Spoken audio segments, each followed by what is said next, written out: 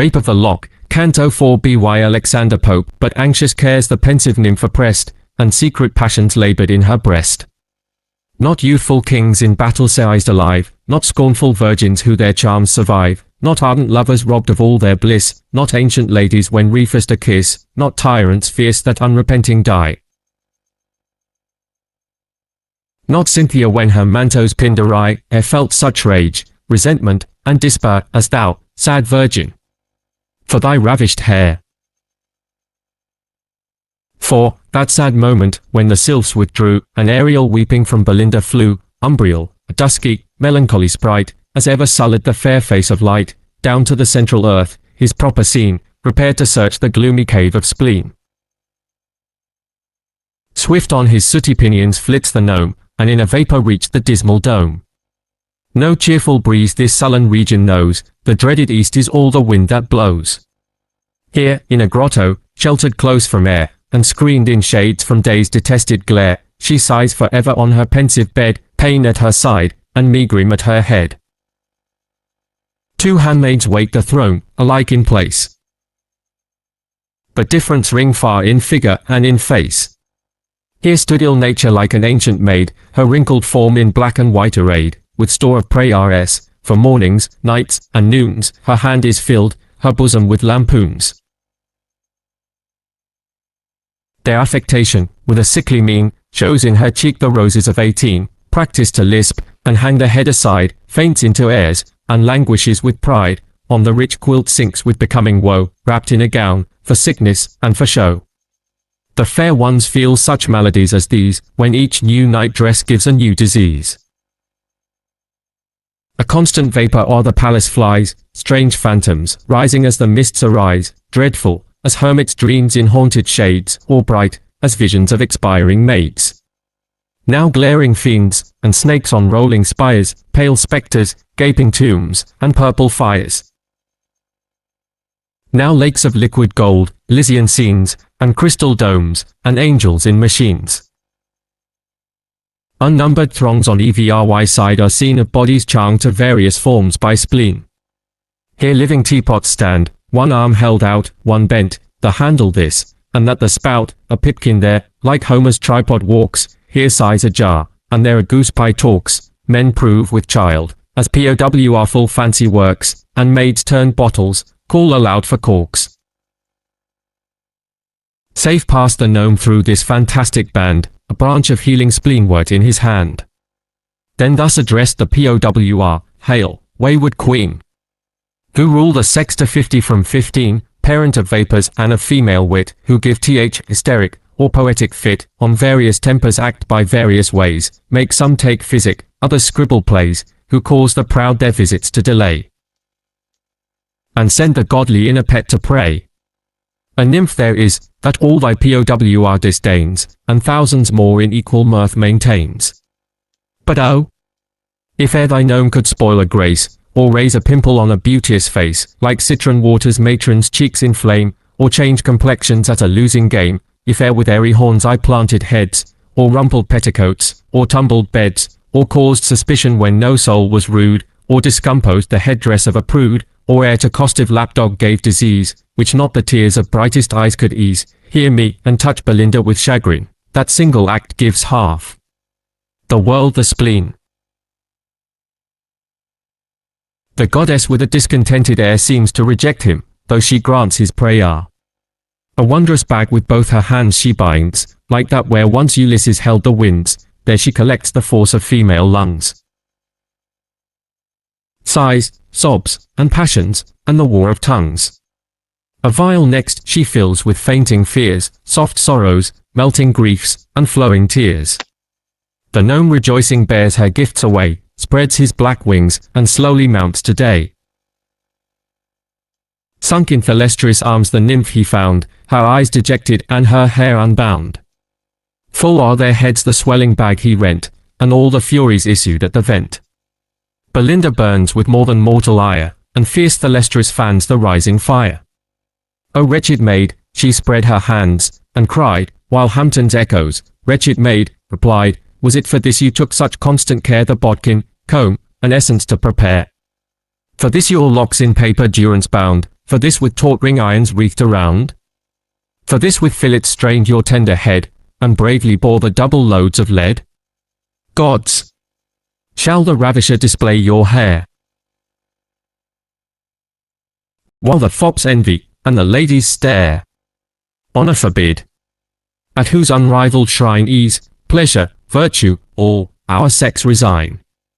Methinks already I your tears survey, already hear the horrid things they say, already see you a degraded toast, and all your honour in a whisper lost. How shall I, then, your helpless fame defend? 'Twill then be infamy to seem your friend. And shall this prize, inestimable prize, exposed through crystal to the gazing eyes, and heightened by the diamond circling rays, on that rapacious hand forever blaze? Sooner shall grass in Hyde Park Circus grow, and wits take lodgings in the sound of bow, sooner let earth, air, sea, to chaos fall, men, lapdogs, parrots, perish all. She said, then raging to Sir Plume repairs, and bids her beau demand the precious hairs, Sir Plume, of amber snuff-box justly vain. And the nice conduct of a clouded cane, with earnest eyes, and round unthinking face, he first the snuff-box opened, then the case, and thus broke out, my lord, why, what the devil? Said, D.S. Damn the lock. For gad, you must be civil. Plague on tea. 'Tis past a jest, nay prithee, pox. Give her the hair, he spoke, and rapped his box. It grieves me much, replied the peer again, who speaks so well should ever speak in vain. But by this lock, this sacred lock I swear, which never more shall join its parted hair, which never more its honours shall renew, clipped from the lovely head where late grew, that while my nostrils draw the vital air, this hand, which won it, shall forever wear. He, king, in proud triumph spread the long contended arms of her head. But Umbriel, foam, forbears not so, he breaks the vial when sorrows flow. Then the nymph in beauteous grief appears, her eyes half languishing, half drowned in tears, on her heaved bosom hung her drooping head, which, with a sigh, she rayed, and thus she said, forever cursed be this detested day, which snatched my best, my favourite curl away. Happy, 10 times happy, had I been, if Hampton Court these eyes had never seen. Yet am not I the first mistaken maid, by love of courts to Numrouse ills betrayed. Oh, had I rather unadmired remained in some lone isle, or distant northern land, where the gilt chariot never marks the way, where none learn ombre, none e'er taste bohea. Kept sealed from mortal eye, like roses, that in deserts bloom and die. What moved my mind with youthful lord? Oh, had I stayed, and said my prayers at home! 'Twas this, the morning omens seemed to tell, thrice from my trembling hand the patchbox fell. The taut ring china shook without a wind, nay, Pole sat mute, and shock was most unkind. A sylph too warned me of the threats of fate, in mystic visions, now believed too late. See the poor remnants of these slighted hairs. My hands shall rend what even thy rapine spares, these, in 2 sable ringlets taught to break, once gave new beauties to the snowy neck.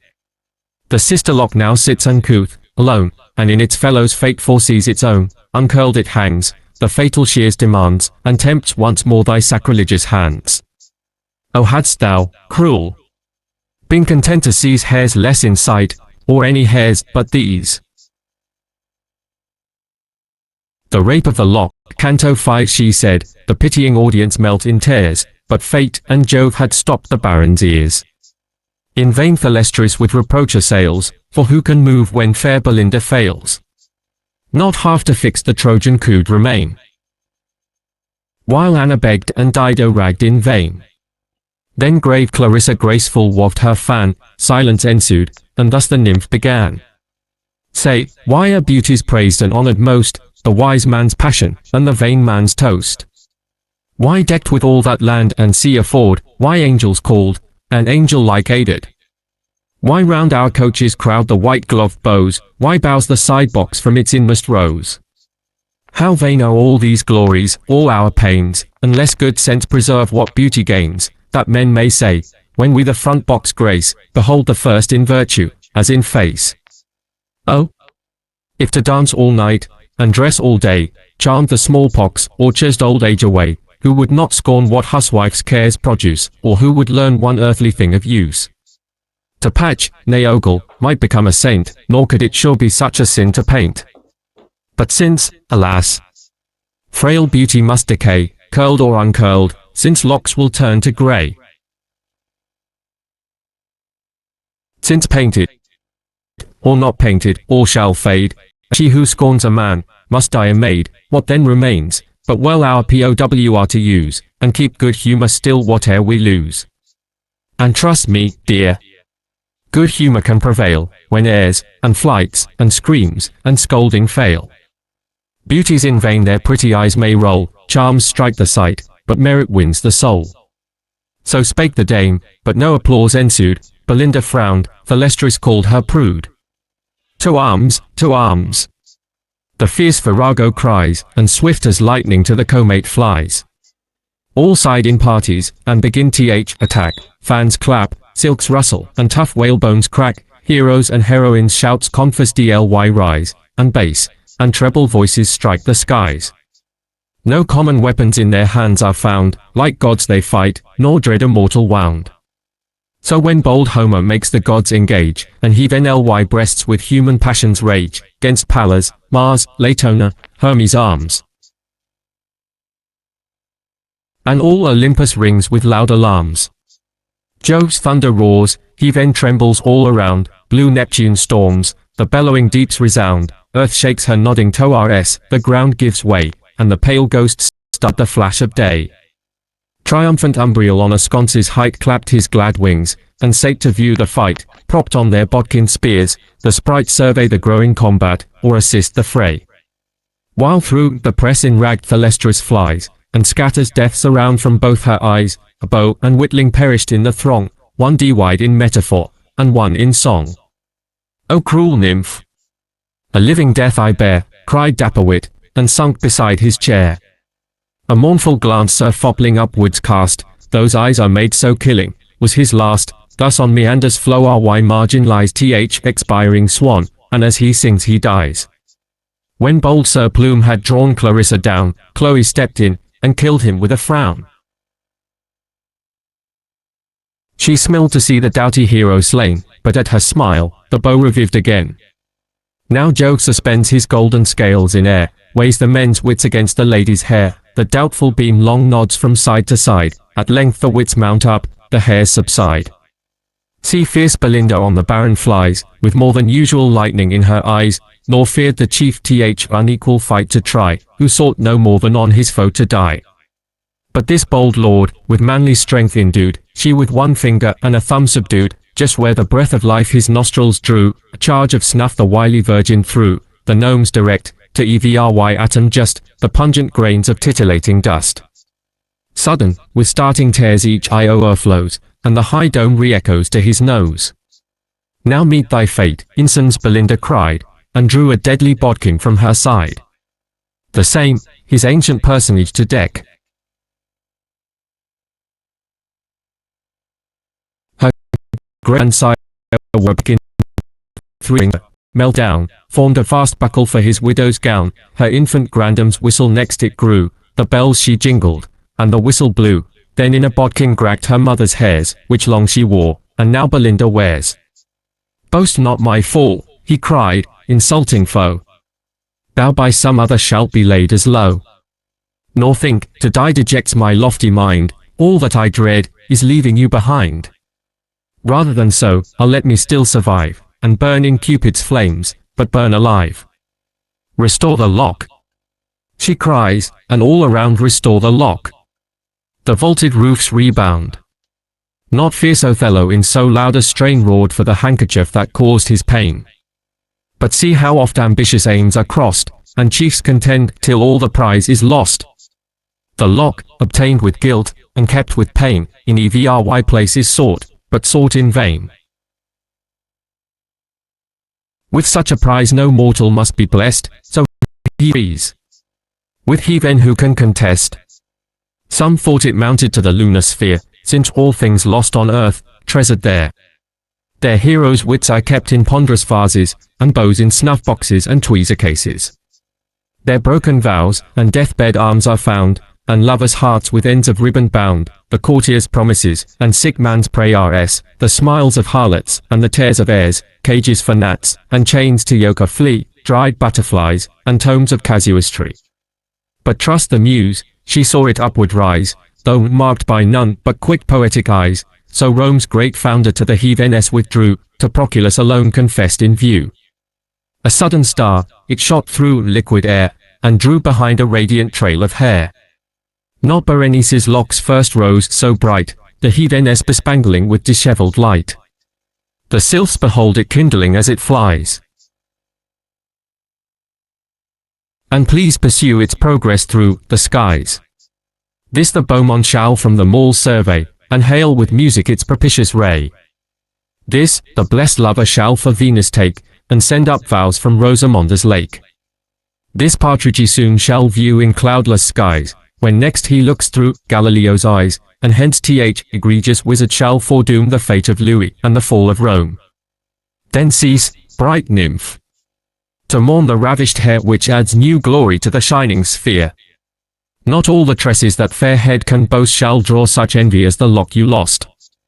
For, after all the murders of your eye, when, after millions slain, yourself shall die, when those fair suns shall set, as set they must, and all those tresses shall be laid in dust, this lock, the muse shall consecrate to fame, and mid-st the stars inscribe Belinda's name.